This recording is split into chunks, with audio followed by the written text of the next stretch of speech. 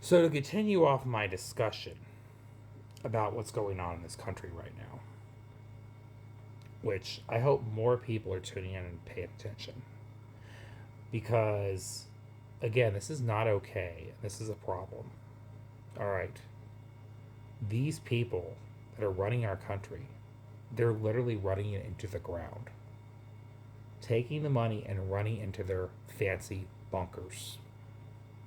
Okay. Things that I thought I would never see in my lifetime. Things I heard out of crazy Hunger Game like movies. We're witnessing it right now.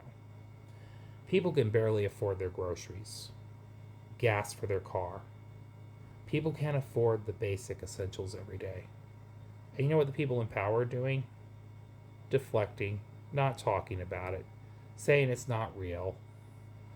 Um, Further making decisions to further hurt people instead of help them. And we got a sociopath narcissist running our country, full of incompetent incels. They only care about themselves.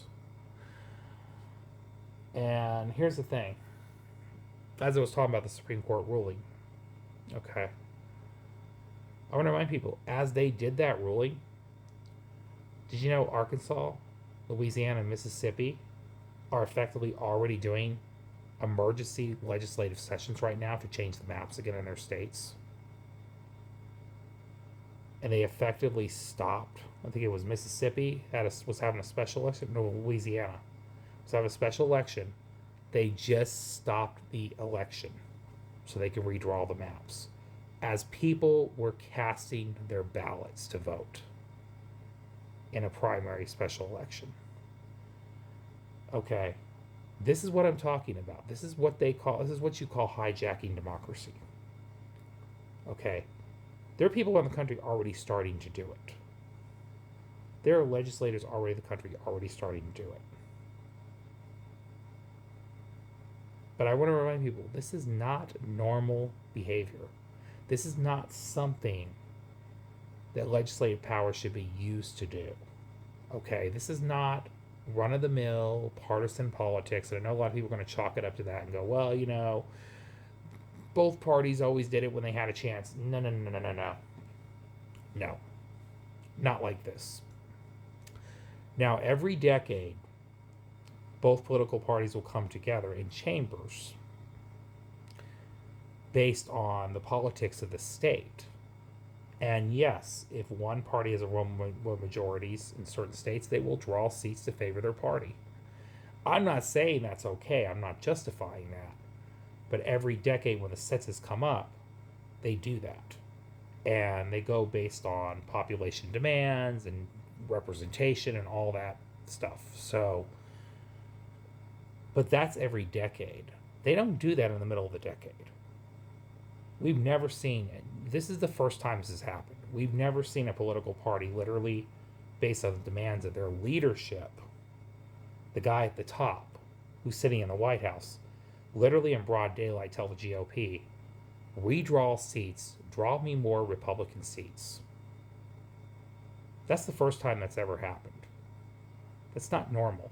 That's never happened. I lived through 5 presidents, okay? I'm 41. I'm going to be 41 this month. I can tell you that to my. I'm telling that to educate the Gen Z people out there to understand that this is what they've witnessed. So some of them have grown desensitized to this, thinking it's normal behavior. It's not. Okay. And what they're doing is effectively hijacking democracy. They're doing it right in front of our face. They're really like, oh yeah, we're gonna lose. We're cooked. They're saying it quiet. They're saying it behind closed doors. But instead of changing how they govern, instead of pushing policies that are going to help people with their everyday issues, they're talking about they're having special sessions to redraw seats again in their states.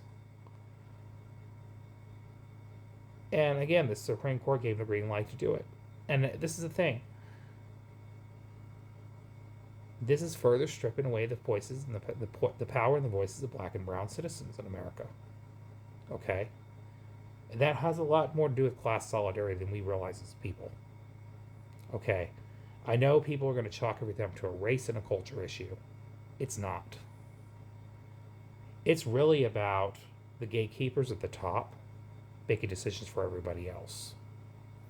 All right, and I want to remind you the majority of people that are the gatekeepers controlling that system that's oppressing all of us, working class and working poor people, is rich white men. You have to remember that. They oppress everybody. Everybody. I don't care what race you are. When they go after certain groups of people, they're going after everybody. Because unless you are in that 1% tax bracket, you are not immune. Your voice being drowned out is not immune. Your representation being taken away is not immune. Okay? Because the minute they feel threatened by another group of people, they'll turn on that group of people. It doesn't stop with one group of people.